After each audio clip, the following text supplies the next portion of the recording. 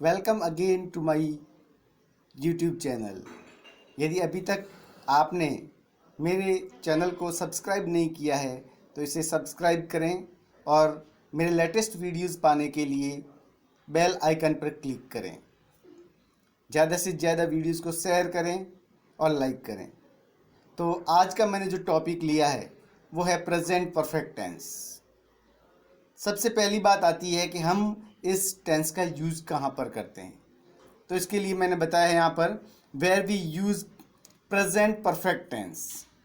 तो यहाँ पर फर्स्ट में बताया an action completed recently but the result of which is still prevalent. मतलब जो एक्शन है अभी रिसेंटली अभी अभी जो कंप्लीट हुआ है लेकिन उसका प्रभाव है वो अभी तक है, मतलब उसका प्रभाव अभी तक गया नहीं है। तो इसके एग्जाम्पल है जैसे I have cut my finger. I have cut my finger मतलब फिंगर को कट किया है लेकिन ब्लडिंग अभी भी जारी है। तो इसको दर्शाने के लिए हम ये प्रेजेंट परफेक्ट टेंस का यूज करते हैं। उसी प्रकार से I have finished my homework, ये एक दूसरा एग्जाम्पल है इसी का कि अभी अभी मैंने अपना होमवर्क है वो फिनिश कर दिया है लेकिन अब मेरे पास में कोई होमवर्क नहीं बचा है। सेकेंड है, इसका हम यूज़ कहाँ पर करते हैं, an action beginning at some point in the past and continuing to the present. मतलब कोई भी एक्शन है वो पास्ट के अंदर किसी पॉइंट पर ये स्टार्ट हुआ था लेकिन अभी भी वर्तमान में वो जारी है। तो इस प्रकार के जब सेंटेंसेस बनाएंगे तो हम उसके अंदर सिंस और फॉर का यूज़ करेंगे हम। और जैसे इसके लिए एग्जांपल दिए मैंने, I have lived here for 10 years. तो I have lived here for, ये आ गया यहाँ पर हमने यूज़ किया है फॉर का, फॉर 10 ईयर्स। और उसी प्रकार से सेकंड सेंटेंस लिया है I has been here for 2 weeks. Third example लिया है इसके लिए, Mister X has lived in Jodhpur since 2012। अब यहाँ पर सिंस और फॉर का प्रयोग है कहाँ पर होता है ये थोड़े समझने की बात है। सिंस का प्रयोग है पॉइंट ऑफ टाइम के लिए होगा और फॉर का प्रयोग है वो पीरियड ऑफ टाइम के लिए होगा। मतलब यदि फिक्स टाइम दिया हुआ है, जैसे कोई ईयर दिया हुआ है 2019, 18 या 2001, तो इस प्रकार से यदि ईयर दिया हुआ है तो हम सिंस का यूज़ करेंगे।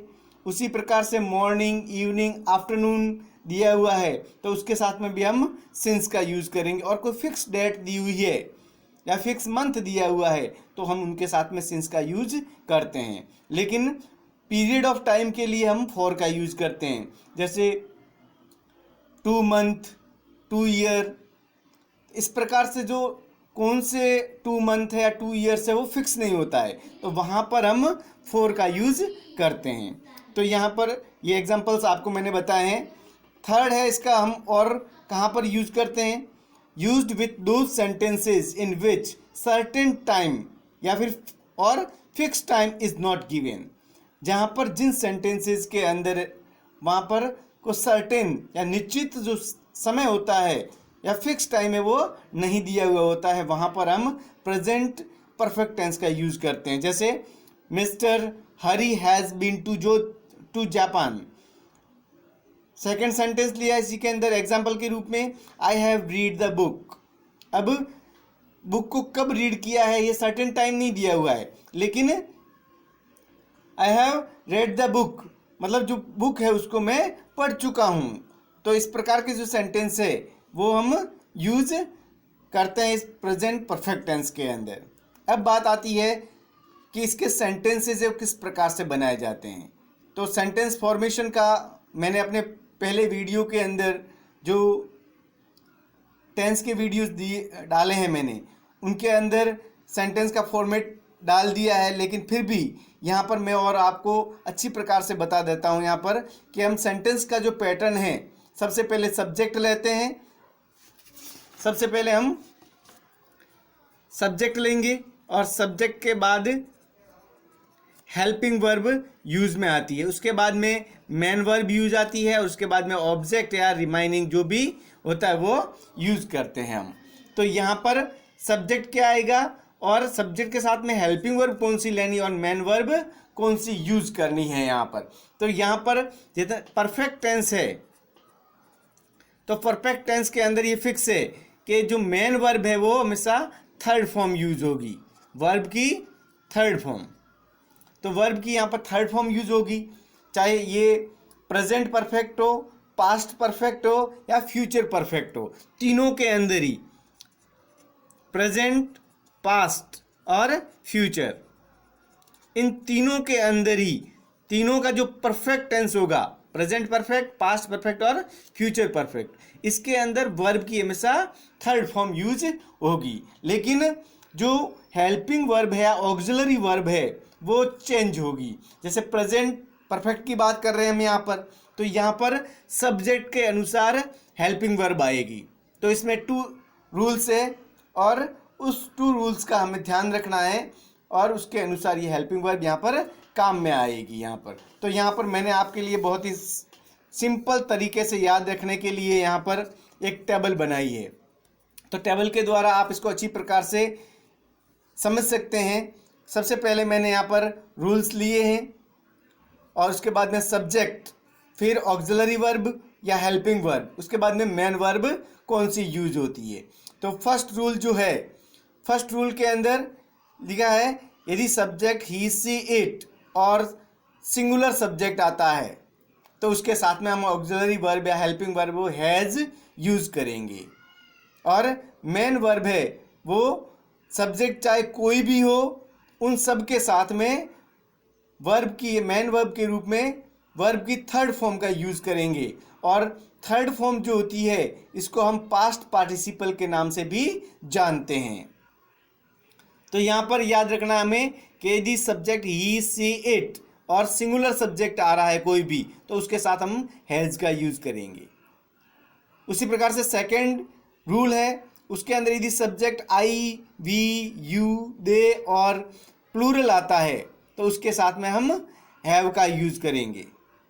और मेन वर्ब में वर्ब की थर्ड फॉर्म यूज होती है या फिर इसको हम पास्ट पार्टिसिपल कहते हैं। तो उसी प्रकार से एग्जाम्पल यहाँ पर मैंने दिए हैं, देख लीजिए एग्जाम्पल के रूप में। यहाँ पर फर्स्ट दिया है Ram has gone to school. Ram subject है, सिंगुलर है, तो सिंगुलर के साथ में यहाँ पर हेल्पिंग वर्ब जो है वो हैज़ आई है और मेन वर्ब की थर्ड फॉर्म गो, वेंट, गॉन। फर्स्ट फॉर्म गो है, सेकंड वेंट और थर्ड फॉर्म गॉन। तो यहाँ पर हमने थर्ड फॉर्म यूज़ की है गॉन। और कहाँ के लिए गया है? स्कूल के लिए, to school. Ram has gone to school. तो यहाँ पर राम है वो सब्जेक्ट आ गया है, हेल्पिंग वर्ब है वो हैज़ आ गई है, मेन वर्ब है वो थर्ड फॉर्म में आएगी तो थर्ड फॉर्म हो गई है गॉन। फिर कहाँ के लिए गया है? स्कूल के लिए, ठीक है ना। तो यहाँ पर ये सेंटेंस बन गया Ram has gone to school. उसी प्रकार से एक सेकंड सेंटेंस देख लीजिए, he has killed a snake. तो यहाँ पर सब्जेक्ट है वो ही आ रहा है, ही, सी, इट जो अपने यहाँ पर सब्जेक्ट दे रखे हैं ही, सी, इट और सिंगुलर कोई भी आता है तो जैसे ही ले लिया है यहाँ पर, तो ही के साथ में हेल्पिंग वर्ब या ऑक्सिलरी वर्ब क्या आ रही है? हैज़ आ रही है। तो हैज़, ही के साथ में हैज़। फिर उसने सांप को मारने का काम किया है तो क्या किया उसने? किल्ड। किल फर्स्ट फॉर्म है और सेकंड और थर्ड फॉर्म क्या है? Killed. He has killed a snake. तो इस प्रकार से ये अपना सेकंड सेंटेंस भी बन गया है। उसी पर एक और थर्ड एग्जांपल दिया है मैंने। यहाँ पर सब्जेक्ट यदि सी आ रहा है, देख लीजिए यहाँ पर यदि सब्जेक्ट सी आ रहा है तो इसके साथ में हम एज का यूज करते हैं ऑक्सिलरी वर्ब के रूप में। तो यहाँ पर देख ले सी हैज़ संग ए सॉन्ग। यहाँ पर ये वर्ब की थर्ड फॉर्म है सिंग, सैंग और संग। तो यहाँ पर ये सिंग की थर्ड फॉर्म संग आ गई है यहाँ पर। और सी जब सब्जेक्ट आ रहा है तो इसके साथ में हम हेल्पिंग वर्ब के रूप में हैज़ यूज कर रहे हैं और मेन वर्ब की है वो थर्ड फॉर्म, वर्ब की वो थर्ड फॉर्म यूज कर रहे हैं। ये हेल्पिंग वर्ब ये सब्जेक्ट और यहाँ पर ये ऑब्जेक्ट के रूप में इसको लिया है हमने यहाँ पर। तो इस प्रकार से ये एग्जाम्पल्स बताए हैं मैंने। अब उसी प्रकार से सेकंड जो रूल है उसके एग्जाम्पल्स देख लीजिए। यहाँ पर I have sent a letter to him, यहाँ पर आई सब्जेक्ट आ गया। यहाँ पर देख लीजिए, आपने यहाँ पर सब्जेक्ट में आई लिखा है तो पहला सेंटेंस आई पे लिया है। आई के साथ में हेल्पिंग वर्ब क्या यूज हो रही है, हैव। तो यहाँ पर हैव हेल्पिंग वर्ब के रूप में आ जाएगी यहाँ पर आई हैव। फिर सेंड की थर्ड फॉर्म है वो सेंट है, तो सेंट ले ली यहाँ पर। ए लेटर, ये ऑब्जेक्ट आ गया यहाँ पर, I have sent a letter to him. तो इस प्रकार से ये सेंटेंस बन गया आपका। उसी प्रकार से यहाँ पर सब्जेक्ट है वो दे लिया है, यहाँ पर देख लीजिए दे के साथ में हेल्पिंग वर्ब क्या आ रही है, हैव।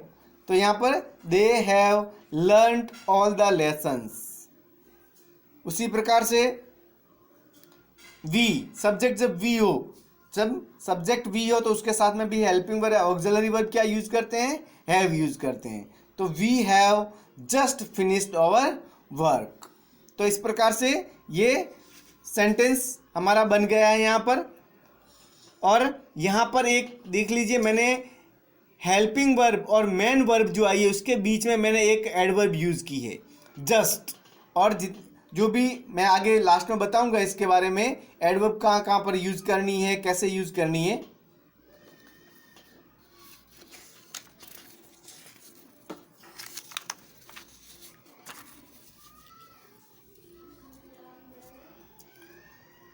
अब कुछ एडवर्ब्स का इसमें यूज होता है, उस एडवर्ब्स को देख लेते हैं। उसके द्वारा हम पहचान कर सकते हैं कि ये प्रेजेंट परफेक्ट टेंस के सेंटेंसेस है या नहीं है, या फिर हम इनका यूज कर सकते हैं इनके अंदर।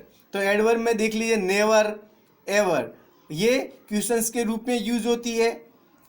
सो फार, टिल, नाउ, येट, ये नेगेटिव और इंटरोगेटिव सेंटेंसेस में यूज होते हैं। Already, today, this week, this month, this morning, this year, ये। और इसके अलावा ऑलवेज, सिंस और फॉर, बाय नाउ, ये सब जो एडवर्ब्स है, ये एडवर्ब्स है वो प्रेजेंट परफेक्ट टेंस के अंदर यूज होती है। तो यहाँ पर एक बहुत ही समझने की बात है, यहाँ पर जो पास्ट सिंपल के सेंटेंसेस होंगे उनमें और इनमें बहुत कम डिफरेंस होता है, क्योंकि उसके अंदर भी जो वर्क है वो कंप्लीट बताया जाता है और इसके अंदर भी जस्ट कंप्लीट हुआ है ऐसा बताया जाता है। लेकिन इनके अंदर जो एडवर्ब लगती है उसके द्वारा हम पहचान सकते हैं कि ये सेंटेंस है वो कौन से टेंस का यूज हुआ है। तो हमें इन एडवर्ब्स का विशेष थोड़ा ध्यान रखना है यहाँ पर। जैसे यस्टरडे, लास्ट मंथ, इस प्रकार से यदि एडवर्ब यूज हो रही है तो इसका मतलब वो पास्ट सिंपल टेंस का हो जाएगा। तो इसलिए हम अभी प्रेजेंट में बात कर रहे हैं, तो इसलिए दिस इनके साथ में यूज कर रहे हैं आप। अब इसके बाद में अब के एडवर्ब का यूज कहाँ होता है, जैसे कि मैंने एग्जाम्पल के रूप में अभी एक सेंटेंस बताया आपको, उस सेंटेंस को पुनः देख लीजिए। यहाँ पर मैंने बताया है we have just finished our work. तो यहाँ पर हेल्पिंग वर्ब और जो मेन वर्ब है उनके बीच में मैंने यहाँ पर इसका यूज किया है। तो अधिकतर जो एडवर्ब्स है वो हमें जस्ट, ऑलवेज या ऑलरेडी, इस प्रकार की जो एडवर्ब्स है उनको हम in helping verb main verb के बीच में रखेंगे, और दूसरे के टाइम क्लोज वगैरह है वो सेंटेंस में पीछे भी यूज हो सकते हैं। तो इनका हमें ध्यान रखना है। उसी प्रकार से अफर्मेटिव के बाद में नेगेटिव सेंटेंसेस किस प्रकार से बनाए जाते हैं, बिल्कुल ही सिंपल सा फॉर्मूला है इसके अंदर नेगेटिव सेंटेंसेस बनाने का। और सिंपल इसमें हम इसका मैंने फॉर्मेट पहले ही बता रखा है, स्ट्रक्चर है वो सब्जेक्ट के बाद में हेल्पिंग वर्ब आती है, ये नेगेटिव का बता रहा हूँ मैं यहाँ पर। हेल्पिंग वर्ब, उसके बाद में हमें नॉट लगाना है, और वर्ब मेन वर्ब आ जाती है यहाँ पर, और उसके बाद में ऑब्जेक्ट या रिमाइनिंग जो भी टाइम क्लोज वगैरह दिया हुआ है वो हमें ऐड करना है पीछे की तरफ। तो यहाँ पर सब्जेक्ट के अनुसार हेल्पिंग वर्ब इस प्रेजेंट परफेक्ट टेंस में यूज हो रही है। कौन कौन सी हेल्पिंग वर्ब हो रही है, हैज़ और हैव। ये दो हेल्पिंग वर्ब यूज हो रही है, तो हमें हैज़ या हैव इनके साथ में नॉट का यूज करना है। मतलब हेल्पिंग वर्ब और जो मेन वर्ब है इनके बीच में नॉट को लगाना है हमें। तो इस प्रकार से ये सेंटेंसेस हैं वो नेगेटिव में कन्वर्ट हो जाते हैं। जैसे देख लीजिए एग्जांपल यहाँ पर, शी हैज़ नॉट संग a song, she has not संग ए सॉन्ग। उसमें हमने पहले अभी जो सेंटेंस बताया था मैंने अफर्मेटिव के अंदर, उसमें शी हैज़ संग ए सॉन्ग ये सेंटेंस लिखा था, लेकिन अब इसको जब नेगेटिव में चेंज कर रहे हैं तो हैज़ और हेल्पिंग वर्ब और जो मेन वर्ब है इनके बीच में हमने नॉट का यूज किया है। इस प्रकार से ये सेंटेंस है वो नेगेटिव बन गया है। सेकंड सेंटेंस देख लीजिए, he has not killed a snake. तो यहाँ पर भी हमने हैज़ और जो मेन वर्ब है इनके बीच में नॉट का यूज किया है, और नॉट का यूज करने से ये सेंटेंस है नेगेटिव बन गया है। थर्ड सेंटेंस देख लीजिए, I have not sent a letter to him. यहाँ पर भी इसकी स्थिति आप नॉट की देख लीजिए। नॉट है वो हेल्पिंग वर्ब और मेन वर्ब के बीच में यूज हुआ है। इस प्रकार से ये तीनों सेंटेंसेस नेगेटिव में कन्वर्ट कर लिए गए हैं। उसके बाद में इंटरोगेटिव सेंटेंसेस, इंटरोगेटिव सेंटेंसेस के अंदर मैंने आपको स्ट्रक्चर बताया है, और स्ट्रक्चर के अंदर बताया था मैंने आपको कि सबसे पहले इंटरोगेटिव के अंदर हेल्पिंग वर्ब है सबसे आगे आ जाती है, उसके बाद में सब्जेक्ट, सब्जेक्ट के बाद में वर्ब जो है मेन वर्ब है वो आ जाएगी, और उसके बाद में ऑब्जेक्ट या रिमाइनिंग जो भी है वो पीछे आ जाता है। तो यहाँ पर हेल्पिंग वर्ब है वही हैज़ और हैव है, तो यहाँ पर हैज़ और हैव ये दोनों, इन दोनों में से जो भी सब्जेक्ट के अनुसार आएगी उसको वो आगे आ जाएगी। यहाँ पर सब्जेक्ट आ जाएगा इसके बाद में, और उसके बाद में मेन वर्ब है उसकी थर्ड फॉर्म ये यूज होगी। इसके बाद में ऑब्जेक्ट या रिमाइनिंग जो टाइम क्लोज वगैरह आ रहा है उसको हम लिखेंगे, और अंत के अंदर हम क्वेश्चन मार्क लगाएंगे यहाँ पर। तो इस प्रकार से ये सेंटेंसेस इंटरोगेटिव के अंदर भी कन्वर्ट किए जा सकते हैं बिल्कुल ही आसान तरीके से। तो यहाँ पर देख लीजिए हैज़ हैव सबसे पहले लिए, उसके बाद में सब्जेक्ट और वर्ब की थर्ड फॉर्म, और उसके बाद में ऑब्जेक्ट या रिमाइनिंग जो भी है, और उसके बाद में क्वेश्चन मार्क है वो लगाना है हमें। एग्जाम्पल देख लीजिए यहाँ पर, has he killed a snake, और यहाँ पर इंटरोगेटिव क्वेश्चन है इसलिए क्वेश्चन मार्क लगा लिया है। और यहाँ पर ये कौन से क्वेश्चन है, किस प्रकार के क्वेश्चन है, रिटोरिकल क्वेश्चन है ये। सेकेंड एग्जाम्पल देख लीजिए, have you learned your lesson.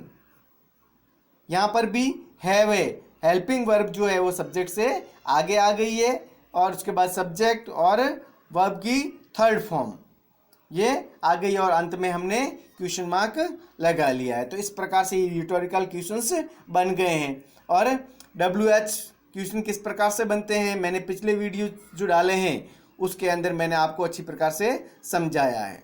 तो यदि मेरा वीडियो आपको पसंद आया है तो इसको लाइक और शेयर जरूर करें। Thank you.